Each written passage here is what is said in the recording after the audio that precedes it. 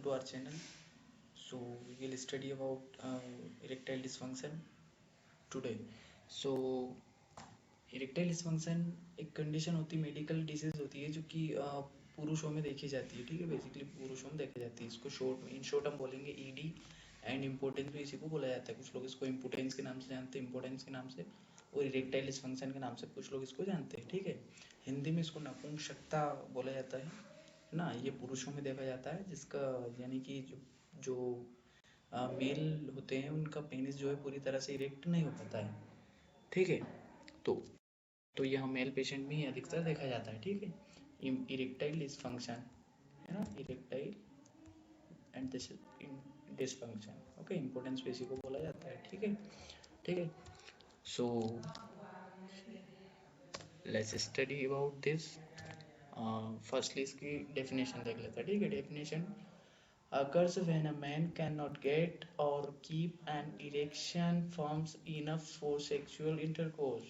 Sexual intercourse के दौरान एक जो मेल होता है उसका पेनिस जो है पूरी तरह से इरेक्ट नहीं हो पाता है, ठीक है। यानी कि जो पेनिस होता है उसकी जो स्पंजी मसल्स होती है उसमें पूरी तरह से ब्लड फील नहीं हो पाते। जो आर्टरीज होती है वो पूरी तरह से वहाँ पर ब्लड को ट्रांसफ़र नहीं कर पाती, जिसकी वजह से वो पूरी तरह से इरेक्ट नहीं हो पाता है, ठीक है। उसी कंडीशन को इरेक्टाइल डिसफंक्शन बोला जाता है या इम्पोर्टेंस भी बोला जाता है, ठीक है। Second thing, erectile dysfunction, sorry, erectile dysfunction, एक minute, okay okay. Erectile dysfunction can be sign of a physical और साइकोलॉजिकल कंडीशन। यह फिजिकली भी देखा जा सकता है और साइकोलॉजिकल भी इसको देखा जा सकता है पेशेंट में, मेल पेशेंट में, ठीक है। It can cause stress, relationship strain and low self confidence, relationship strain, जिसकी रिलेशनशिप अच्छे से नहीं चल रही है, या फिर किसी का सेल्फ कॉन्फिडेंस जो है वो लो है, या फिर किसी को कोई स्ट्रेस ज़्यादा लेता है। तो ये सब चीज़ें इरेक्टाइल डिसफंक्शन को कोज करती है ना। इन सब चीज़ों की वजह से इरेक्टाइल डिसफंक्शन होने के चांसेस रहते हैं, रिस्क रहता है, ठीक है। सो नेक्स्ट इसकी डेफिनेशन है। तो इसकी डेफिनेशन देख लेते हैं। डेफिनेशन इसकी होगी, erectile dysfunction ED is defined as the persistent inability to achieve और maintain penile erection sufficient for satisfactory sexual performance. यानी कि सेक्सुअल परफॉर्मेंस के दौरान एक सेटिस्फाई करने वाली सफिशिएंट मात्रा में जो पेनिस है, पेनाइल इरेक्ट नहीं हो पाता है, ठीक है। उसमें ब्लड फिल नहीं हो पाता है, जिसकी वजह से वो पूरी तरह से इरेक्ट नहीं हो पाता है, जिसकी वजह से सेक्सुअल परफॉर्मेंस करने पर जो पार्टनर है उसको बहुत प्रॉब्लम आती है, ठीक है। वही ये डेफिनेशन है। सेकंड डेफिनेशन है, ईडी दो नॉट लाइफ थ्रेटनिंग कंडीशन। ये हालांकि ये लाइफ थ्रेटनिंग, ये ज़िंदगी भर चलने वाली कंडीशन नहीं है। Has the potential to spoil relationship, या रिलेशनशिप को ख़राब कर सकता है। इतना ही ये रिलेशनशिप को ख़राब भी कर सकता है। एंड ब्रेक मैरिजेस, ये शादी वगैरह में भी प्रॉब्लम दे सकता है। थर्ड है, it has a significant impact on the quality of patient and there partners. वो पार्टनर्स एंड पेशेंट पर की क्वालिटी पर इम्पैक्ट करता है, ठीक है। नेक्स्ट देख लेते हैं इसके anatomy of penis. Anatomy of penis यानी कि पेनिस की एनाटॉमी क्या है वो हम देख लेते हैं। पेनिस एक्चुअल में पेनिस होता कैसा है, ठीक है। तो पेनिस के अंदर, पेनिस की यह लेयर होती है, लेयर के पेनिस के अंदर यहाँ पे वेन होती है, इसमें वेन और आर्टरीज ये प्रेजेंट होती है। एंड सबसे मेन चीज़ है इसमें कि यहाँ पे स्पंजी मसल्स पाए जाते हैं, ठीक है। इसमें स्पंजी मसल्स प्रेजेंट होते हैं। ये दोनों स्पंजी मसल्स हैं, कॉर्पस कवर्नोजम मसल्स हैं ये, जिनके अंदर कवर्नोजल आर्टरीज होती है, ठीक है। तो ये आर्टरीज क्या है, कवर्नोजल जो आर्टरीज होती हैं ये बेसिकली ये डोर्सल आर्टरीज है, वेन्स है, ये सब आप देख सकते हैं। डोर्सल नर्व्स है, वेन ये लेयर्स होती हैं। ये यूरेथ्रा होती है जो कि यूरिन पास आउट करने का काम करती है, फंक्शन होता है इसका यूरिन पास आउट करने का। सो जो स्पंजी मसल्स होते हैं इनमें क्या होता है, जो डोर्सल आर्टरीज होती है वो ब्लड लेकर के आती है और यहाँ पे जो ब्लड को यानी कि ट्रांसफ़र कर पाती है। तो जो स्पंजी मसल्स होते हैं उनमें पूरी तरह से ब्लड पहुँचा देती है। उस टाइम क्या होता है, जब इसमें पूरी तरह से ब्लड फिल हो जाता है तो यहाँ पूरी तरह से इरेक्ट हो जाता है, ठीक है। जब तक कि इसमें जो डोर्सल आर्टरीज है वो ब्लड लेकर के नहीं आएगी तो यहाँ बिल्कुल मुलायम सा रहेगा, ठीक है। तो यह पूरी तरह से इरेक्ट तब तक नहीं हो पाएगा जब तक कि यहाँ पे ब्लड प्रेजेंट नहीं होगा, ठीक है। तो इरेक्टाइल डिसफंक्शन वाली कंडीशन में क्या होता है कि जो डोर्सल आर्टरीज होती हैं, फिर जो आर्टरीज होती हैं वो क्या है, ब्लड को पूरी तरह से ट्रांसफ़र यहाँ पे नहीं कर पाती है, जिसकी वजह से यहाँ पे ब्लड की कमी हो जाती है, यानी कि ब्लड नहीं पहुँच पाता है। तो यह जो है पूरी तरह से इरेक्ट नहीं हो पाता है ना, पूरी तरह से बिल्कुल मतलब टाइट नहीं हो पाता है बेसिकली, है ना, ठीक है। जैसे कि स्पंज होता है, स्पंज में अगर हम पानी में उसको निचोड़ देंगे या फिर खाली होगा उसमें पानी वगैरह नहीं होगा तो वो बिल्कुल मुलायम सा रहेगा, बट उसमें अगर हम पानी फिल कर देंगे तो वो कैसा टाइट सा हो जाएगा, दैट्स एजेटिक। सो नेक्स्ट हम देख लेते हैं इसका साइंस देख लेते हैं, ठीक है। साइंस में क्या होता है प्रोसेस, अगर हम इसकी देखें तो इरेक्टाइल डिसफंक्शन में क्या होता है कि सेक्सुअल स्टिमुलाई, जो स्टिमुलाई होती है यानी सॉरी इसकी प्रोसेस होती है कि विजुअलिटी, ये चार तरीके से भी हो सकता है, visual, olfactory, imaginative and tactile. So एक ही इसका एग्जांपल हम ले लेते हैं, मान लो कि विजुअलिटी ले लेते हैं, ठीक है। आपने किसी को देखा, देखने के बाद क्या होता है इंसान के अंदर यानी कि मेल के अंदर क्या होता है, उसने किसी को देखा, लाइक किसी गर्ल्स को देखा, किसी फीमेल को देखा, फीमेल पार्टनर को देखा, और उसने अपने माइंड में थॉट्स क्रिएट करे, ठीक है। अब थॉट्स क्रिएट करने के बाद में उसमें क्या होगा, माइंड में डोपामिन और ऑक्सीटोसिन रिलीज होना चाहिए, बेसिकली होना चाहिए। इरेक्टाइल डिसफंक्शन जिसको नहीं होता उसको होना चाहिए, बट इस इरेक्टाइल डिसफंक्शन या फिर इम्पोर्टेंस या फिर नपुंसकता वाले पेशेंट को क्या होता है, ये हार्मोन्स रिलीज नहीं हो पाते माइंड में, ठीक है। तो ये हार्मोन्स जब रिलीज नहीं हो पाते हैं तो जो सिंपैथेटिक और पैरासिम्पैथेटिक न्यूरो ट्रांसमिशन है वो स्पाइनल कॉर्ड के थ्रू जो अपने नर्व सेल्स हैं या फिर न्यूरोट्रांसमीटर्स हैं उनमें ये मैसेज क्रिएट नहीं कर पाते हैं ना, तो वो मैसेज वहाँ पे जो अपना पेल्विक प्लेक्सस या पेल्विक बोन है या फिर पेनिस तक जो है मैसेज वहाँ तक नहीं पहुँच पाता, जिसकी वजह से जो आर्टरीज है या फिर ब्लड वेसल्स है वो ब्लड वहाँ पे फिल नहीं कर पाती है, ठीक है। यही एक कारण है कि उसका जो पेशेंट होता है इरेक्टाइल डिसफंक्शन वाले का, उसका पेनिस पूरी तरह से इरेक्ट नहीं हो पाता है ना, यही साइंस है उसके पीछे, प्रोसेस पूरी यही है। अगर उसके माइंड में उसने मान लो किसी को देखा और डोपामिन, ऑक्सीटोसिन, ये सब हार्मोन्स अगर उसके रिलीज हुए, ओके। सो नेक्स्ट हम देख लेते हैं इसकी ईटियोलॉजी, रिस्क फैक्टर क्या क्या होते हैं ना। इसके रिस्क फैक्टर बेसिकली दो टाइप्स के हो सकते हैं, साइकोलॉजिकल भी हो सकते हैं, फिजियोलॉजिकल भी हो सकते हैं। साइकोलॉजिकल अगर देखें तो परफॉर्मेंस एंजाइटी जो परफॉर्मेंस करता है उसके एंजाइटी वाले पेशेंट को इरेक्टाइल डिसफंक्शन हो सकता है। स्ट्रेस लेने से फटीग वाले पेशेंट को हो सकता है, फटीग होने वाले पेशेंट को हो सकता है। लो सेल्फ स्टीम वाले पेशेंट को हो सकता है। डिप्रेशन, जो कुछ ज़्यादा डिप्रेशन में है उसको हो सकता है। चेंजेस इन रिलेशनशिप में चेंजेस आते रहते हैं तो उसको भी हो सकता है।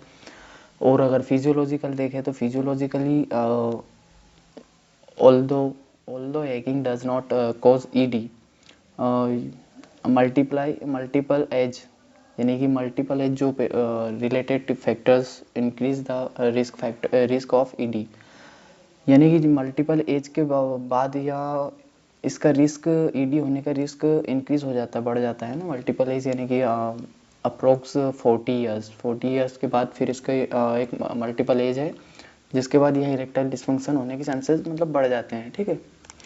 सो नेक्स्ट हम देख लेते हैं कॉमन कॉजेज, या पूरे नर्सिंग स्टूडेंट या फिर मेडिकोज के लिए बहुत ज़्यादा इंपॉर्टेंट है, तो हो सके तो अगर आप स्क्रीनशॉट भी इसके लेते रहें, क्योंकि मैंने सारी चीज़ें इसमें एक्सप्लेन की है बेसिकली ना, सारी चीज़ें इसमें शो कर दी मैंने, जितने भी इम्पोर्टेंट टॉपिक्स हैं खासकर नर्सिंग स्टूडेंट्स के लिए।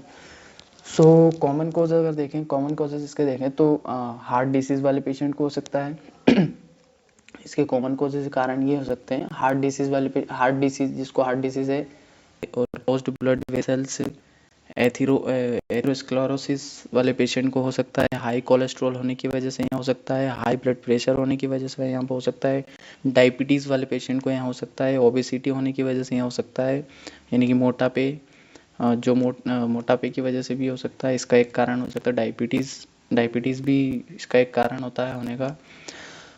Metabolic syndrome, a condition involving increased blood pressure, यानी कि जिसका ब्लड प्रेशर इंक्रीज रहता है उसको भी हो सकता है, हाई इंसुलिन लेवल अगर किसी का हाई है तो भी हो सकता है, body fit around the waist, यानी कि कमर के आसपास किसी का फेट बढ़ा हुआ है, कि मोटापे की, वही बेसिकली मोटापे की वजह से हो सकता है, हाई कोलेस्ट्रॉल लेवल, जिसका कोलेस्ट्रॉल लेवल हाई होता है उसको भी यहाँ हो सकता है, diminished level of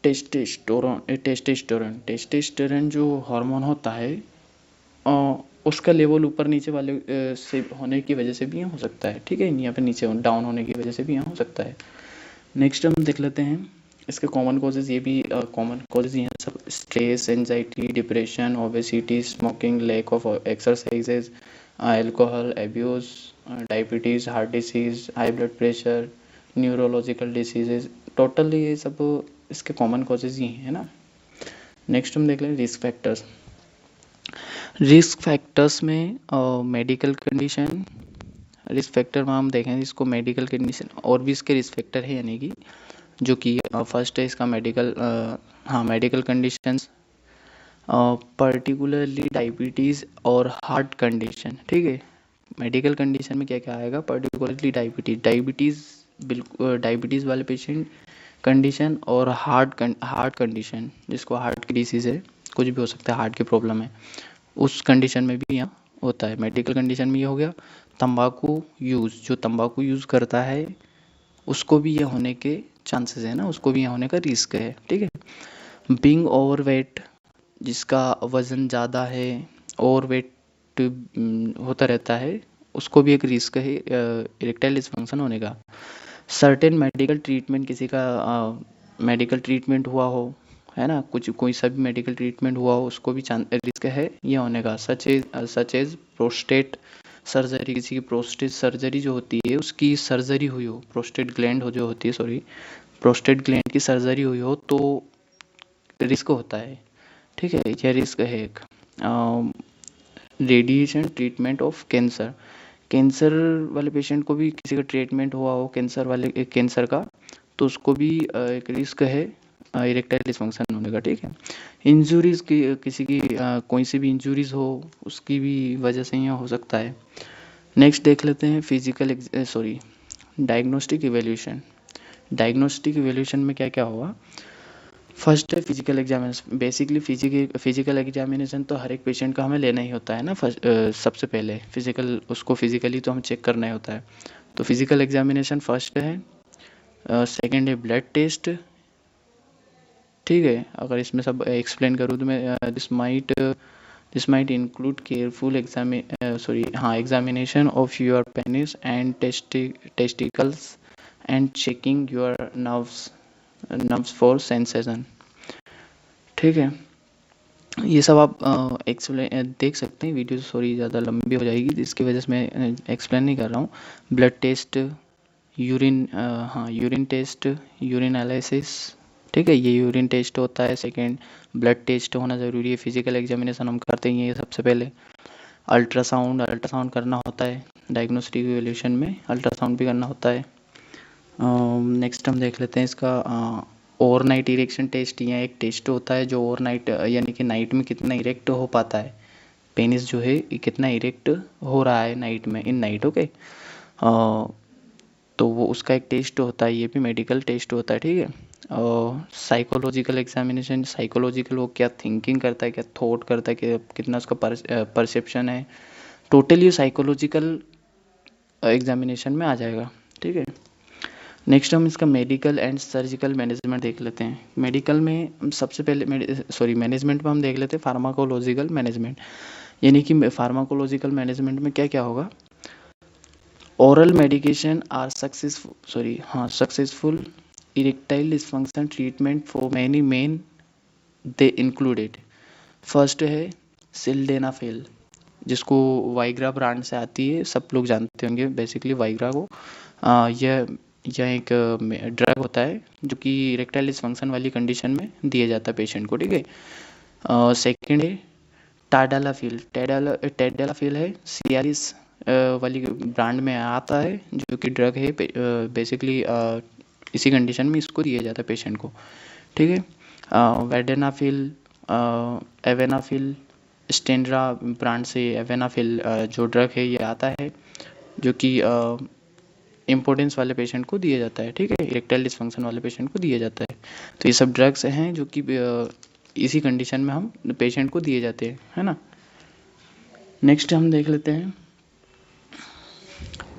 ऑलप्रोस्टाडिल self injection. ये एक सेल्फ इंजेक्शन होता है जो कि इस कंडीशन में पेशेंट को दिया जाना होता है, ठीक है। Other medication for erectile dysfunction include, यह भी एक मेडिकल ट्रीटमेंट होता है, यानी कि एक इंजेक्शन होता है, सेल्फ इंजेक्शन, यानी कि खुद से ही दिया जाता है ये, जो कि इसी कंडीशन में दिया जाता है पेशेंट को, ठीक है। ये सब आप इसके स्क्रीनशॉट ले सकते हैं, जिसको अच्छे से समझ सकते हैं, ठीक है। अल्प्रोस्टाडिल सेल्फ इंजेक्शन, ये एक इंजेक्शन होता है, ठीक है, जो कि सेल्फ से। ओके गाइस, सो ये सर्जिकल मैनेजमेंट है, इसका आप स्क्रीनशॉट ले सकते हैं, इसको समझ सकते हैं, पढ़ लिख इसको अगर एक बार आप रीड करेंगे, रीड आउट करेंगे, तो आपको समझ में आ जाएगा क्या है सर्जिकल मैनेजमेंट में क्या है। और नर्सिंग स्टूडेंट्स के लिए नोट्स अगर इसको बनाने हैं तो ये आप स्क्रीनशॉट मतलब स्क्रीनशॉट लेकर के आप इसमें इसके नोट्स भी बना सकते हैं, ठीक है। नेक्स्ट है, ठीक है, तो ये सब मतलब इसका टॉपिक क्लियर है, इतने सब जो भी पूरे टॉपिक थे ये सब इम्पोर्टेंट है नर्सिंग स्टूडेंट्स के लिए, ना, जो भी टोटल टॉपिक्स हैं, ठीक है। So thanks for watching the videos and अगर आपको थोड़ी सी भी इंफॉर्मेशन इसमें अच्छी लगी हो तो प्लीज़ वीडियो को लाइक ज़रूर करें, ठीक है। So thank you so much watching for watching the videos. Okay, thank you.